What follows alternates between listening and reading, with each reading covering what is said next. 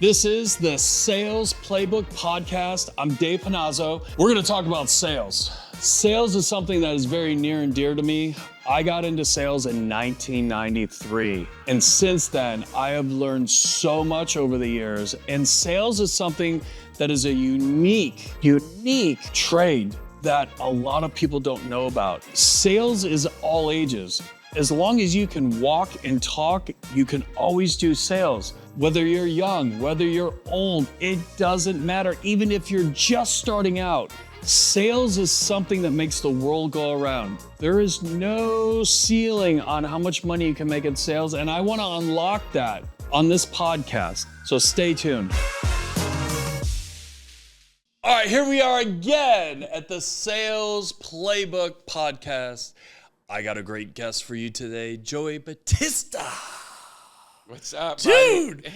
I'm so glad you're here. Dude, I'm so happy you had me, man. This is an awesome little bonus round, man. You like this? Yeah, I love it, When I asked you the other day, I'm like, hey, man, you want to come on podcast? You're like, let's go. I'm like, I'm showing up and killing it, dude. I'm giving them something to watch. You know what I mean? Right? You're even matching the background. You got a little That's purple, That's how you go. That's how you work it. That's my style. I love it. I love it.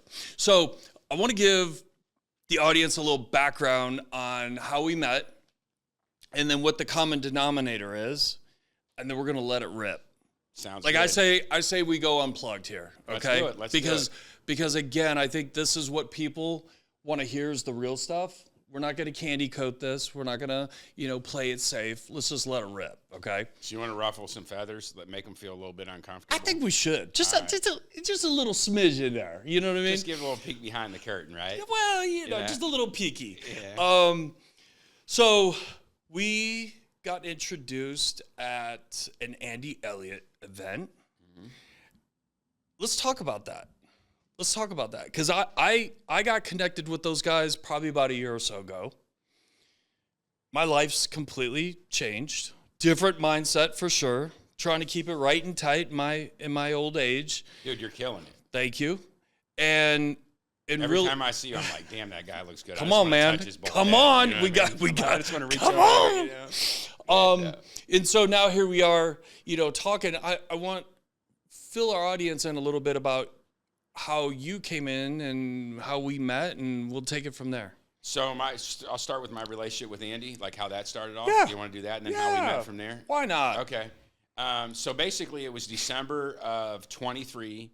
And I was like, hey, you know what? We had been deciding, hey, we want to build a brand. We want to get into this space. And we were trying to find somebody that we aligned with. And we had looked at, a couple other people. And we just saw Andy, right? We kept seeing his stuff, and his message was good. It was already the values that we already had, right? We already had Andy's values. And we were looking for, a place, a community, a tribe, a brotherhood, right? Where people were like-minded and valued the same values, right? So you didn't have to be alienated for them or, held against you for them, right? So I think that was there, and that was kind of where the journey was. So we went to Andy, and we had, we said, hey, you know what? Andy's emerging, right? Andy's blowing up like a rocket right now. So we were like, hey, this guy, if we can get close to him, that's what we're going to do. So literally, and this is, we went and spent, I think it was December. My brother comes to me. He's like, hey, man, what do you want to do? What do you want to do with these guys? And I was like, just wire them the money, man. He's like, you don't want to go meet them beforehand? We're giving them like $300,000. I was like, listen, man, it is what it is. I said, worst case scenario, we'll write it off on our taxes. I said, but right now, I said, these guys, they're doing it. We got to let them know we're different, right? We got to be the guys that sent $300,000 before we met them, right? So that's what we did. We came in there, boom, we met them. And then it just ended up being way more than what, because you're always kind of, apprehensive, right? Like, rightfully so, right? Especially with those dollar amounts of money and everything. But we got there, and it was so much more. And then obviously I was lucky to be one of the first members of the Brotherhood along with you, right? And then I came in and we just started meeting people that were there, you know what I mean? And then obviously we had the Brotherhood event at Andy's house, and then we had the other events at the other place. And then that was kind of boom, and here we are, right? Sitting here doing a podcast, dude. What a good life, right? And then, I saw you in the room the other day, and it's funny, and we were talking about this in the car on the way down. It's like you start circling around with the same people and the same mindset, you feel pretty invincible. Oh, absolutely. You feel invincible. Absolutely. Like, it's like there's nothing you can't do. Well, you're living on your good side, right? Like Correct. You're living within your strengths at that point, right? 100%. And then we all go back to where we're from or whatever the case. We go back to the office, you go back home. And then it's like all these people around you, you see it. You see the negative, talking, or you see the people that don't believe in themselves. And that's what's sad. Because they have it too. Yeah, oh yeah. They're just not open to it. They're not ready for that next. They don't think they can do it. And that's what people don't realize is that when you surround yourself with the right people, oh my God. Well, I think it's just the opposite. I think to your point, I think what happens is I think it's a superpower. I think we're fortunate, we're blessed, right, to be at the point in our lives to where we can take the experience that we've had and we can go in and we can reflect in a way that we can be accountable to ourselves and aware, right? Because I think a lot of people, they just put themselves in a life of hell because they can never get out of their own way in those beliefs, right? We can actually help those people too. Beyond help them, right? I mean, that's, and I think that's kind of why we're on similar paths and where, we struck up good conversation and got here today is the fact that it's not even that we can, I feel compelled, like, when you go in after you went through what you said, like after you were alone in the universe and then you find a tribe of like-minded people and then you have this value that you can give the world, your glass becomes overflowing in the aspect of you just want to give value because it's so easy for you because you've developed all these things to your point, And then it's like, well, what else can we do? It's like, what else? It's like that sounds like a good idea. It's like, what else? Well, I mean, when you put these people in a room, dude, I mean, this is a really good point. To your point is one of the reasons why I got into this space was because you can meet men or women of high character and being like, hey, you know what? Let's collaborate. Let's partner. Let's do some revenue share. Right? Like, it's very matter of fact. It's not like, well, we'll do it, 2029 and we'll do this. It's like, hey, let's go now. We met on Thursday, we cut a deal on the next Friday and we're rolling and hey, it didn't work out, but we became friends in the process and now we're on to the next deal we're going to try. Right. You know what I mean? And I think people don't realize we'll sit there and armchair quarterback, whatever it is. I mean, think about the older ways that you've done things. It's like, well, let's make sure let's get the calculator out. We'll get the 10 key out. See, 10 key? We'll talk about that in a minute. But you start calculating, the risk and just go for it. What's the worst case that'll happen?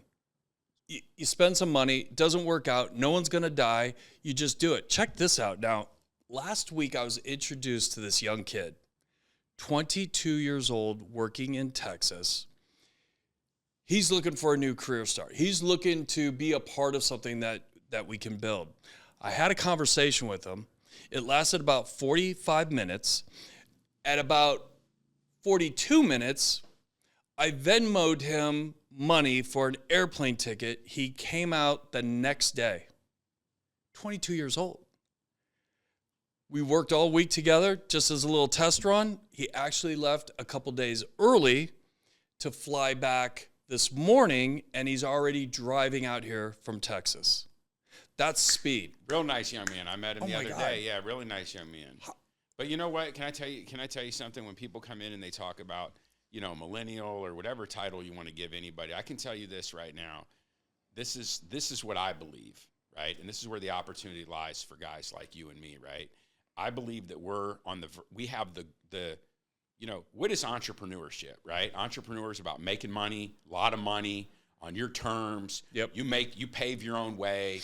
You deal with what you want to. You don't like it, you throw it out. Right. Right. You move on. You pave your own way, right? Sure, you eat some mud and you do what you got to do. That's part of the process. Right?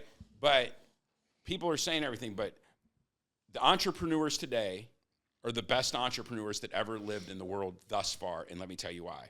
They're making more money for doing less work on their terms. And we're going to go ahead and say that they achieved entrepreneurship at the highest level And now they're going to go ahead and say, hey, pass judgment on them for X, Y, Z. My thing is this. I'm not going to pass judgment. Now, here's the thing. One thing I know from being a millionaire and broke and being a millionaire again is that they will screw up. Yeah. They will need help Yeah. in this journey right now. And nobody's better equipped than guys like you or me that have the wisdom and can go in there and do it. So the way I see it, at the same point in time, you and I are in a very unique bucket in the aspect. Look at a lot of people our age who are completely closed-minded and closed out to the fact of actually building a brand. They're like, right. Well, what do you mean? I mean, I don't know. Apple? You think the brand? Yeah, they got cool products. The brand, I don't know. Any brand you think of, a brand pays you like literally. They have Tide dry cleaners. You want to go to the Tide dry cleaners? Like a brand that becomes so well burst at everything at the seams. So I think that we're in a really good bucket because we're still forward thinkers, even for guys that are our age and where we're at in our careers. So where I think the biggest opportunity lies is for that wise, forward-thinking, open entrepreneur to go help the greatest entrepreneurs that ever lived as a guide on their journey, right? 100%. You know what I mean? And I think that's where and I also think that how about inadvertently, yeah, we'll make a lot of money. That's cool. But how about we'll have a lot of fun? And then here's the last piece, right? So we always are coaching and developing and managing people when we're in business. And we're paying them and it's a big project. They resist you, right? They resist you. They don't do the trainings. They don't make the calls. They don't follow up with the customers. They don't give the customer service. It's a never-ending tug of war. But now we're in a situation where we can help the best entrepreneur on earth have the most fun we ever had, share all our knowledge at the highest level, and at the same point in time, now they're going to pay us instead of us paying them, right? So that's the fun piece. Well, and again, like you said, wisdom. See, wisdom only came from the old guys. Now we're a little bit older. I get it now. You know what I mean? Because we had to go through what we went through to get to this point in our life, the ups and downs, the struggles, we're both sober, okay? Yeah. Like lifestyle changes that created who we are today. And I think what happens is part of the younger generation, now I'm seeing a different flip-flop of the younger generation. Like there are some badasses out there. A lot of people shit on the younger generation. Listen, I'm seeing it out there. I'm excited of what's around the corner. But a lot of them also in that early 20s to mid 30s, they've never struggled. They've been coddled. They haven't had any failures yet. And so by the time they get to me and I get on them, hey, Joey, why didn't you do your follow-up? They fall apart because no one's ever talked to them that way, even their parents. And it's a crazy cycle. No, it's a vicious. I mean, it's a vicious cycle we're in. You know, can we help them? Absolutely. Are they? As long as someone is coachable, you can pretty much do just about anything. Yeah, and I think, and that's really one of the things that I got better at is now there's like, I look for character when I'm coaching somebody or I'm getting into a business relationship with somebody, I look for characteristic traits that I know if they take 10 years or longer to maybe be cured. Because I've been coaching people for so long, I'm like, oh, yeah, they're 10 years behind. Mm-hmm. I don't have 10 years to give you. But it's fine. You can come see me when you get that gap closed, and it's fine. I'll meet you where you are. Sure. But this just isn't working right now. Yeah. Right? Sometimes they you know, I always say, you have to bring the energy and effort is on you. Yeah. I'll help you out with everything else. So then that way, later on, when a conversation comes up, and I'm like, hey, where's your energy at? Level, or where's your effort level? And they're like, well, it's about 70%. Whoa. What are we doing here? See, I would have lied. If someone asked me, well, it's 100%, man. These guys don't even lie about it. No, they make you feel bad for asking 80 from them, right? And that goes back to how we met and why it's there. But you know what the thing is, I will tell you, is that that's back to the brand, right? So I think that as you get your message out, as we do podcasts like these, I think there's a people that are lost. Yes. That know that when they hear these words, they're like, wow, that makes me feel good. I like the way I feel. And they're going to gravitate towards this. So I think those same great people are out there and available right now. 100%. You know what I mean? And I just think that we kind of we're fortunate enough to be able to take the road. And look, we made a couple dollars, so we're fortunate enough to be able to spend money building a brand, doing podcasts, building content, and getting the message out, right? But I think it's really important that people realize that all the work that goes in behind doing this, and then how actually driven you have to be to want to help people or want to make a positive difference in order to be able to do it. Because look, I mean, it's like, they're like, hey, some B-roll, the fuck is B-roll? You know what I mean? Now I'm a B-roll master. Yeah. You know what I mean? See, right? what people didn't see was you were like, hey, man, let's get some B-roll.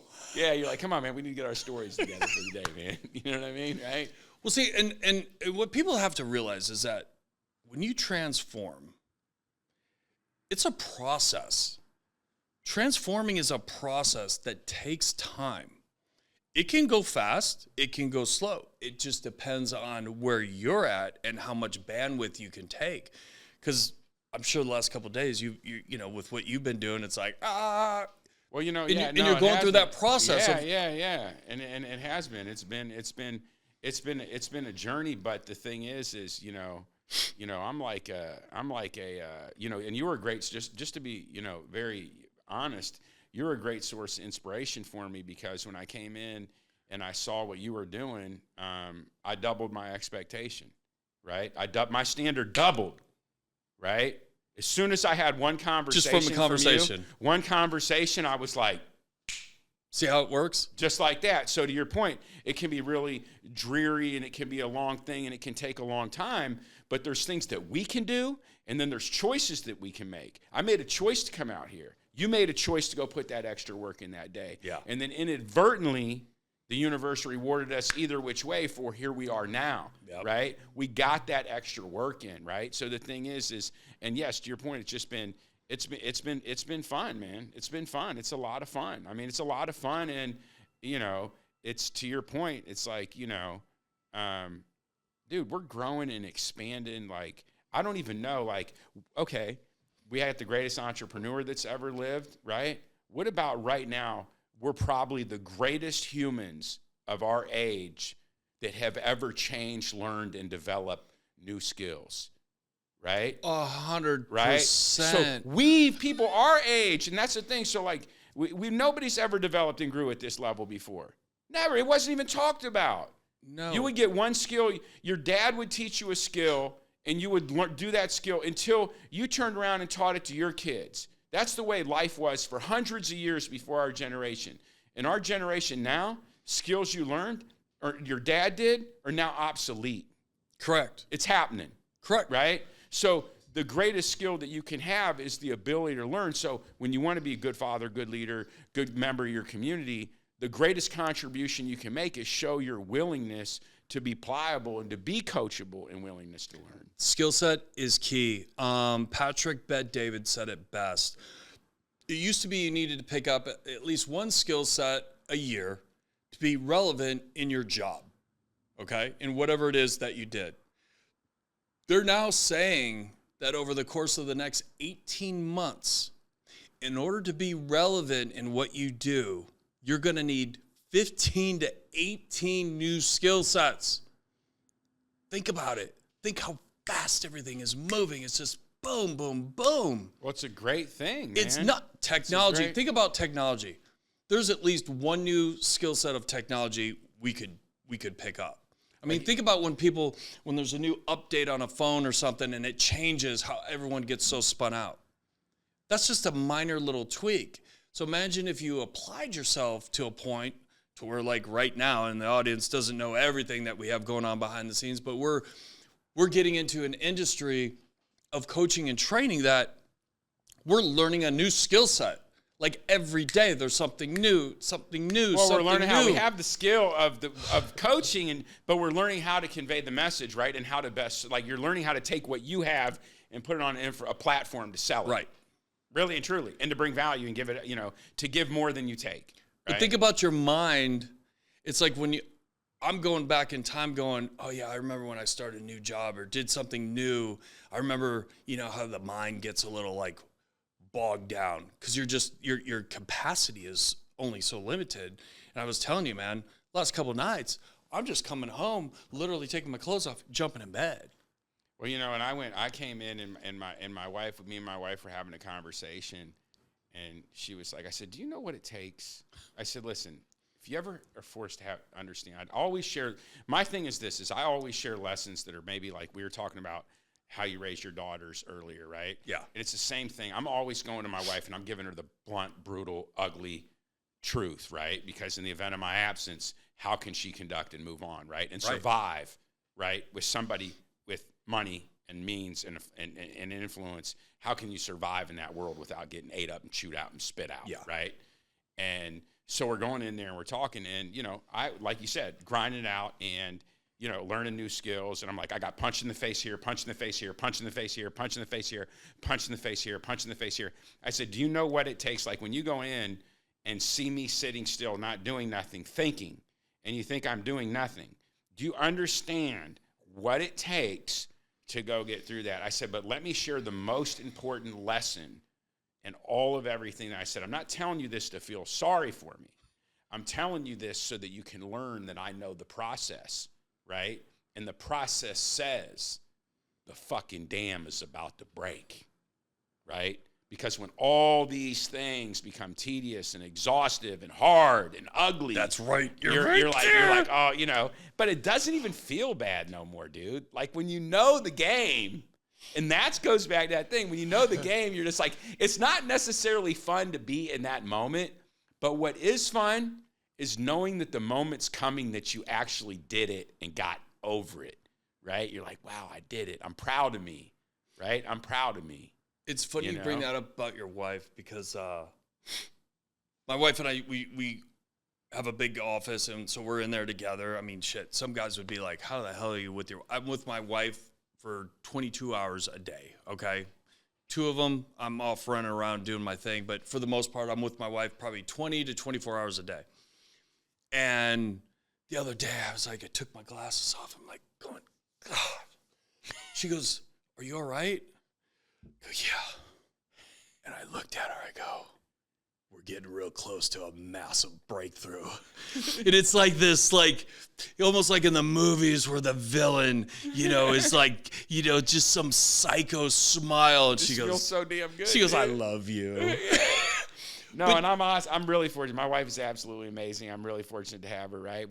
Listen, I don't care, on the wives topic, right? Like, I know for absolute certain, I was you're talking about Patrick Bet-David, so I was talking to one of his top guys, and he goes in there and he asked me, he said, Joey, he said, you're almost 50, right? I'm like, well, I'm 48, you're almost 50. Yeah, so stop, yeah. What was give me what would be the most important piece of life advice that you could give me? And I was like, I said, man, that's a tough one. You got an hour? No, I was like, well, I can give you one on each topic. And he's like, well, just, if you had to narrow it down to one thing, I was like, the most important decision that you can make, and the single most important decision that you can make in your entire life is who you're going to be with. Because there's nothing you can do. We couldn't do what we do if you don't have an amazing support system, an amazing cheerleader, somebody that believes in you, somebody that demands more of you, somebody that challenges you, somebody that actually you want to be the person that they look to and they're proud of. You want somebody to look at you and be proud, right? 100%. So that was the point. The point was that was the most important decision. Like, he thought it was going to be like some crazy thing, and he was like, wow. Yeah. Like, I mean, wow. and listen, like, to the guys and gals that are married out there, like, it's not easy. You know what I mean? My wife and I have been together 35 years, married for 33.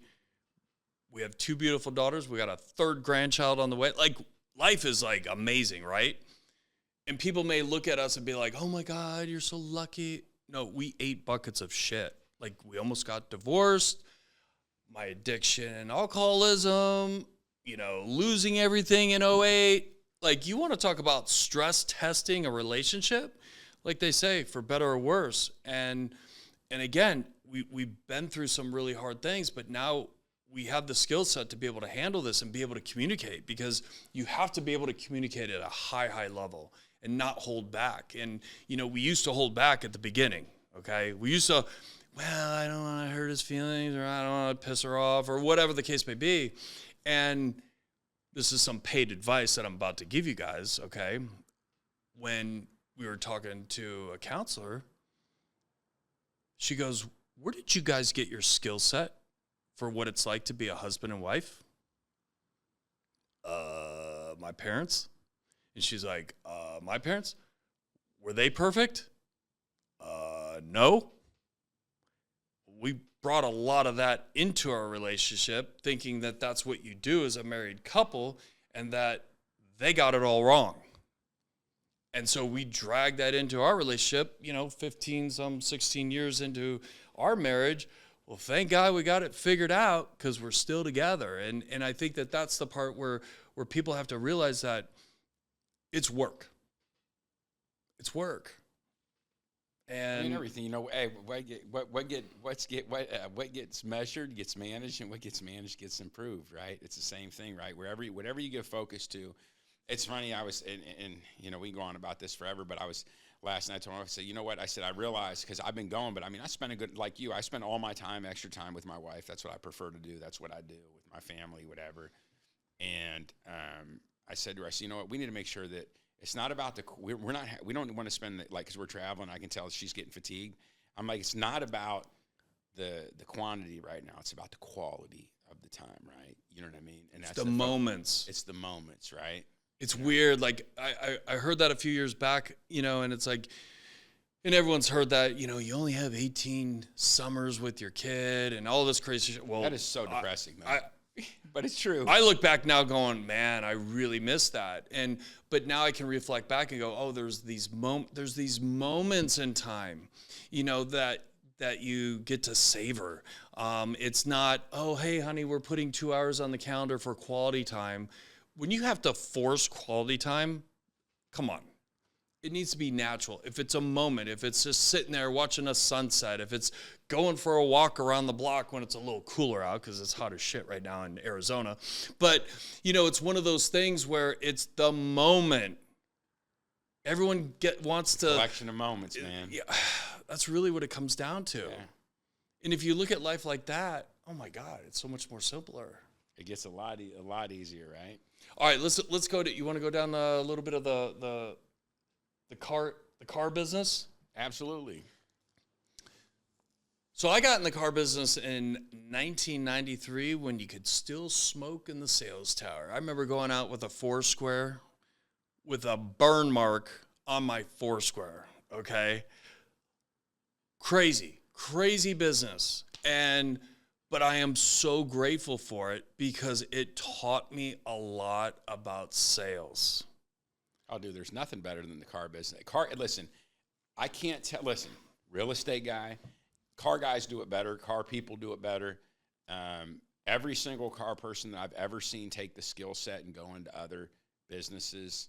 Look at the influencer space. Look how the car people thrive in there. Just look at the people with the car background, even a glimpse of it, and they thrive, because it's the mentality of, it's the transaction process, right? Like, where else are you going to learn to get comfortable? Like, your 18-year-old kid, I started in 1994. Okay. Right? I started in 1994. So you're an 18-year-old kid, or however, I was 18, but you literally go in there, and now all of a sudden you got a 54-year-old guy come in, and you're sitting there talking to him about why he should spend $65,000 with you, and telling him that, the interest rate's really not that big a deal. You can refi.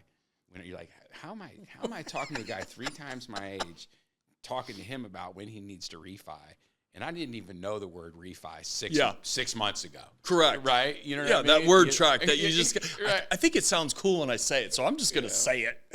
But the car business, listen, the car business gave me all the foundational skills for negotiation, for sales, for communication, for leadership, for development, for compliance, for marketing, right? For putting capital together, how to read financial statements, every single thing. The car business, all of everything, managing insurance, make warranty, right? Literally, if you look at the reason why car people if you look at entrepreneurs and other businesses, you honestly and truly can unpack their business in a department of your business, right? Yep. It's just the truth. There's so many facets of it that, you know, you have to be a badass to operate a car dealership today effectively. It's just the facts. Otherwise, you might as well go ahead and sell it now before you've crashed that thing, and you have to sell it. Well, and again, you know, everyone gets high on the hog, and they almost it's like back when they were a salesman on the floor, having a $10,000 month. Next thing you know, they're going out buying campers, a new truck. You know, hey, I rented a big house. You know, all this stuff, and now all of a sudden their expenses now they are got a $4,000 3 months in a row. Oh my! Now the credit's bad. God, so I got. got. Now they're making $15,000 next year. You know, right? Okay, so I got a great story for you, and because this will lead us into this next topic. So we got to a point around 2013. So I got out of the car business in 2005. It was probably right around 2013, 14. We were financially, things were weird. My wife was a full-time agent at the time, and I was flipping houses. The market got weird. There was a government shutdown. I had 6 flips on the market. Like, I was like, oh shit, here we go again. 08 all over. I'm going to lose five houses. Yeah, 08 was trauma, dude. I mean, every time you hear anything, you're like, you get them feelings from 08 around. Right, like, that feeling of like, ugh. So we finally sold them. Really didn't make any money on it. She goes, we got to do something about the money. I'm like, oh. I go, I'll jump on a hand grenade. I'll go back in the car business. Been out of the business since 05. I get a desk manager job. I don't know how the hell I pulled this off. Got back on the desk. What year was this? 2014. Oh, so you had all these properties that you own, and you literally went right back into the store. So so you were terrified. Okay, so you wouldn't have went back in that store if you weren't terrified. So listen, I go back in, and there's like a lot of females that are selling, and you know, just a lot of younger kids, and I'm like, oh, this is cool, you know, younger vibe, you know, I'll get in the flow of this whole thing. And I'll never forget this. This kid let this customer go, and I go, hey Jimmy, come here. Why'd you let that client go? Oh, they're gonna go grab a quick bite to eat. I said, no, it doesn't work that way around here, okay? You need to get with me and let me know. And I got into him a little bit. Next thing you know, the HR department comes over, pulls me aside and says, Dave, this isn't how we conduct business. I didn't even cuss at the kid. I just kind of frazzled him a little bit, letting him know, hey, I'm the new guy on the block. I just want to make sure we take care of our clients and whatnot. It was a whole... Like, I felt like I was in a coma and woke up, you know, like in the movies, or like, what year is it? Because it changed so much. Well, you know what's interesting about it? Can I tell you what the big? This is the ugly truth. This is the ugly truth of the car business. I'm a grinder. I sell, I train, I coach, I develop people. We take TOs, we count ups. That's the standard, right? Yeah. To get done all the time. I'm not, you know, I'm sure it doesn't because there's not like-minded people, but the value is there at the end result. But the interesting piece of the business today is these operations, most of them are only profitable for 2 reasons. Is one, it's because the brand has a good enough draw, and then 2, they're lax on their compliance piece. Right? So if you drop adequate compliance on the stores, it really frazzles the whole dealership model. Wow. For what it is. So what they're doing is, so this is my point, is now the conversation has changed to HR, right? Because we want you to grow and develop and become better and take care of our customers the way they deserve. In reality, what they're doing to compensate for that is they're laxing the compliance piece of the business. Compliance meaning advertising, financing, etc. Right? So they lax the compliance to pick up for that piece, right? So that's the ugly piece of the business. Because I remember when I started in the car business, and I'm grateful for this. I'm super grateful for the guys. that I worked for some serious guys. And here's the thing. It's not about, you tell the funny side of the story. I think the bigger thing people have to realize, the whole world was different, right? I mean, you know what I mean? 100%. Like, to your point, like when you said, my first car dealership I owned in 1998 was a used car store. And I let the salesman, as that cigarette smoking thing was phasing out, I got all the best salespeople because I let them still smoke at their desk, right? Like that was the bonus. That was the bonus? That was the bonus. The bonus was come work for me, and you can still smoke at your desk. You hear me, right? And they're like, really? I'm like, yep, and I'll even pay you good. You know? Wow. You know? And that's how I would get them. I'd have guys coming in there. I had an ex GSM working for me selling 25, 30 cars a month. And he's like, I'm just not dealing with that shit, man. He's like, I'm just not dealing with it. As long as you pay me, don't mess with my money. Yeah. He's like, I'll stay here and sell cars for you. I don't care about a title. He's like, I'm not. As long as I can smoke in my desk. And the smoking was a piece of it, but it was just all the other things that came and just changed that came with that, right? You know? So that was really but I remember the guys that started me in the car business, they're like, yeah. I was like, oh, yeah, that's fine. They're gonna go home. They're gonna go talk to their wife. And they're like, yeah, that's good. Next time, you let something like that happen, you just follow them home because you ain't never gonna work here again. See, right? Like that's it. You know. Oh, that's fine. Oh, you're late for work today. That's fine. I'll tell you what. You're fired, and but I will give you an opportunity to get your job back if you can bring me a car deal, right? And they're like, oh, okay. Can I get an up? No. Go to the bus station. Go drive the bus stations and get me a car deal, and you can have your job back. And guess what? It was a regular occurrence. People actually did it. Because people at bus stops need cars, right? Right. You know what I mean? You know? If you did that to a kid today, what would happen? I mean, they put you on, 7 news channels, right? You know what I mean, right? They'd go in there, well, yeah. And the thing is it would be, but, the reality is what's the self-esteem of the person that you do that to afterwards, right? Who do they become in that journey? 100%. Right? You know what I mean? Like, it is what it is. It's the same thing. It's a difference. I mean, it's a growing moment. And see, what people think that might be like, oh, you guys are, you're dicks. What? Okay, here's the thing. What if at that point in time you changed the way that person started thinking moving forward? What if they said, you know what? Yeah, I was wrong. Or, you know what? Next time I will show up on work when I'm supposed to. And it creates this accountability thing, and that person grows from it to be able to make some money and provide for their family. My number one thing, my metric that I use when I talk to somebody is I look at I'm like this. We're sitting down, we're having a conversation. I say, you see what you learned from me so far? Give me 2 years. Spend 2 years with me. Your lifetime earnings will be so many millions more, right? And I'm not talking about for millionaires. I'm talking about for regular people learning these skills, like you're saying, just life skills and mindset.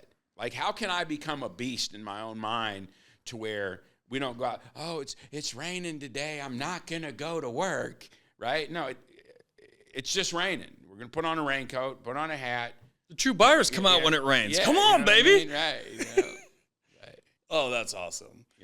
All right. Any last things you want to talk about? No, we've talked about a little bit of all of it. Yeah, we got a little bit, man. I mean, look, there's a million car stories out there. I think the biggest thing is just being,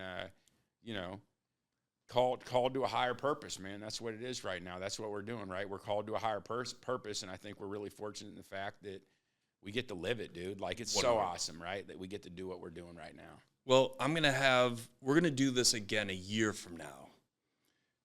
Because we are going to be completely different. This will be really good. Okay? Yes, and we'll do a little side-by-side comparison, and I think we'll have some my goal is to look like you. I'm going to be in here with all my veins coming out. You got to keep it right and tight, baby. Come on. Dude, I'm going to go in there, and I'm going to go ahead. I'll probably get some, I was going to say TRT or whatever, PRP or CCC or whatever it is, 99411, right? Hey, baby, my goal is to take a private jet to Turkey. I'm going to get a mullet. I'm going to bring the mullet back and just get it all done. Absolutely. So, listen, I got a lot of Turkish friends, so perfect. If you need any, I got a lot of really good Turkish friends. Like, so if you need the whole I'll get the lay of the land, you'll get the VIP treatment, dude. You hear me? Awesome. Well, Joey, I appreciate you taking the time out of your schedule. Absolutely, man. Thanks for having me, man. And we'll definitely do this again in a year. Hope you guys enjoyed today's podcast. As always, this is Dave Panozzo signing off. Comment below. I'd love to hear some feedback from you. And as always, let's make it a great day.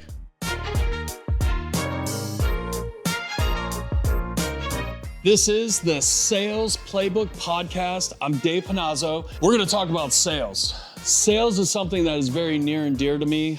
I got into sales in 1993. And since then, I have learned so much over the years. And sales is something that is a unique trade that a lot of people don't know about. Sales is all ages. As long as you can walk and talk, you can always do sales. Whether you're young, whether you're old, it doesn't matter. Even if you're just starting out, sales is something that makes the world go around. There is no ceiling on how much money you can make in sales, and I want to unlock that on this podcast. So stay tuned.